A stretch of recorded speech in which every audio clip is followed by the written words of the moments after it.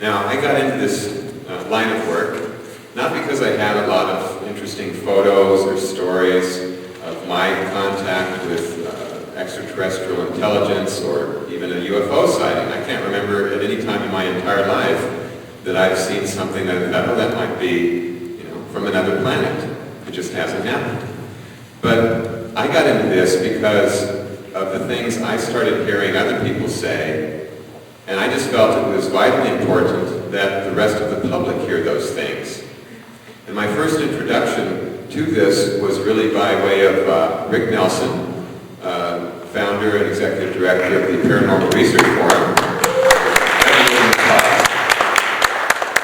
And he invited me to hear Stan Romanek, local boy, native of Denver, who is really one of the spectacular stories of extraterrestrial contact in the world. And he'll be speaking later, so I definitely, I'm sure most of you are here primarily for that presentation because it really is a wonderful story.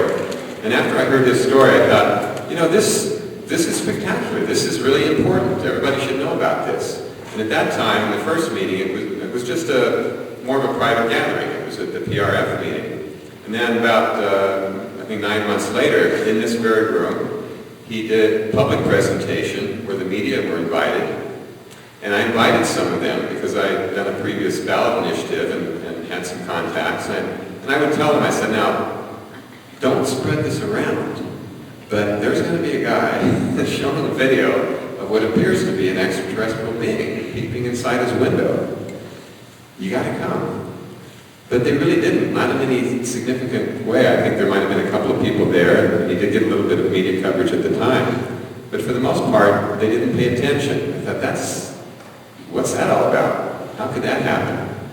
And then a couple months after that, John Schuessler, MUFON, he gave a presentation at another PRF meeting and said he had this stack of documents to basically convince me, a lot of other people, that the government cover-up was real. And so I thought, well, everybody should know about this, But at the end of his talk, he said, I don't think that the government is going to release this information in my lifetime. And at that moment, the light went on inside me, and I said, wait a minute, there's something wrong with this picture here. We are the government. We are the government, the people in this room. We created the Constitution, we created the Congress, the White House, the Supreme Court, we created the government. We can certainly reveal this information to the public, and I just happen to know how to do that. And it was because I'd done 2 ballot initiatives on other issues that I recognized the value of the ballot initiative process to engaging the public in a way that the public needs to be engaged in a very direct, personal way that appeals to their higher sense of duty, their conscience, their civic duty.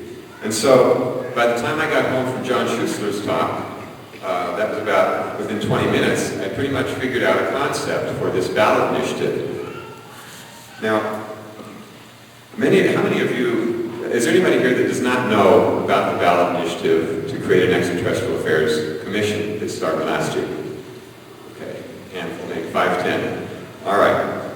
So I started this ballot initiative and drafted it up, and I went to the city and county building where I had to deliver a draft copy of it to the city attorney and the city council director of staff. It's just a formality.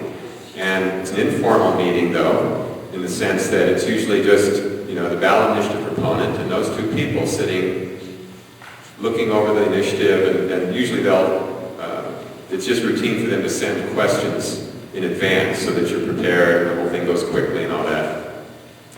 Well, when I first submitted that draft, I didn't tell anybody, I didn't tell the media, because I wanted to stay off the radar. I had other things to do. I knew there was the potential to get some publicity months down the road when the initiative was on the ballot, because the media usually does not pay any attention to a ballot initiative until it is on the ballot, until the signatures have been turned in. By the way, is the sound okay? You can hear? All right. And so I didn't tell anybody, didn't tell most of my friends, certainly didn't tell my family. And so I just did that. And well, at that moment, the document became in the public domain. It became a public document.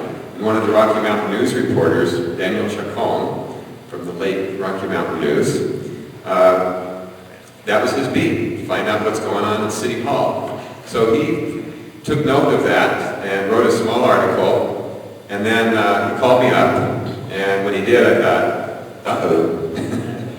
I didn't expect this just now, but so we did a little interview. Article came out. Day after that, a couple of local TV stations wanted to do something. So that, uh-oh. So that happened. Well, within about the first week, leading up to this meeting that has to happen by law within 10 days, I ended up doing about 15 or 20 interviews, and by that time it was already around the world and on the internet. And so we had the meeting. Again, normally nobody shows up unless you absolutely have to be there. Well, there were 6 TV cameras there, 2 from the city that just, broadcast the city meetings through Channel 8 at the time, and the other 4 were all TV stations. And during that meeting, I mentioned Stan's videotape.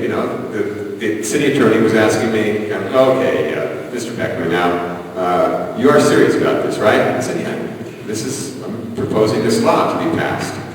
And the law was to create an Extraterrestrial Affairs Commission, the primary responsibility of which would just be to essentially brief the general public with the same information that our elected representatives have had for a long time in Congress and the White House, and just to make that known to the general public.